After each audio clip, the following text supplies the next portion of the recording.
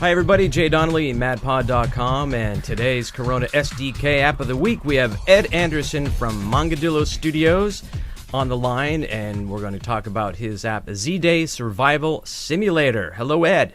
Hi. And, okay, Ed, we're going to get right into it. Why don't you tell us about your app? How long did it take to make your app?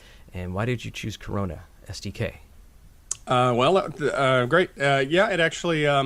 It's actually an app that I had an idea for in the summer of 2010, and I started messing around with writing and trying to figure out basically how it would work. At the time, I was working on a project with someone else using a different game engine, a 2D game engine, and that didn't seem quite like a very good fit, but I wasn't really at that point. When I got ready to develop, I had been looking for alternatives to other game engines I had used, and I'm not sure if I'm supposed to name them, but I was just really kind of disappointed with how clunky and difficult they were to manage. And Corona presented a very, very clean-looking interface and a very easy-to-understand way of putting together screen views, which is essentially what ZDay Survival Simulator is a series of interactive screen views.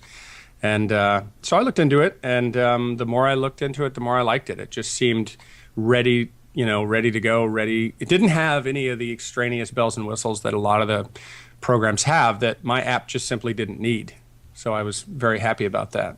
How long did it take you to actually make the app from start to finish once you started using Corona?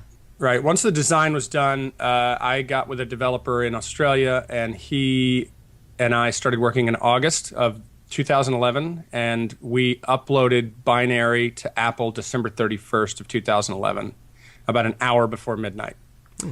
So it, and I have to say, it would have taken a lot less time, but we were going through the process of refining the game as we developed. And I think that if I had figured out a couple of things, this is a fairly new game design. It's a different style than anything I've seen before.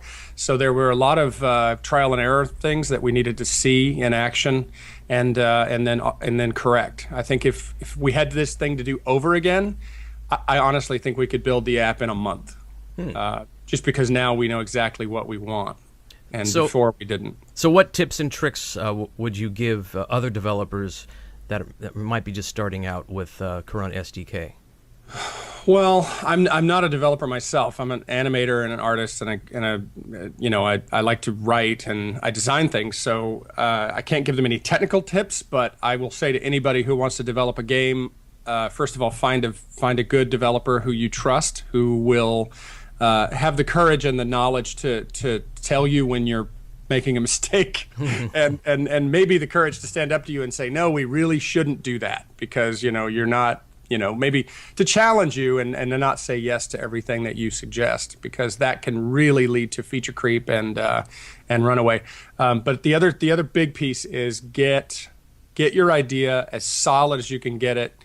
Get as much of your graphics and your art and your design done in advance of going into development, because once you're in development, you really don't want to be doing that stuff. It's really, really difficult to do those things in tandem with game development. So I would never do that again. It was painful.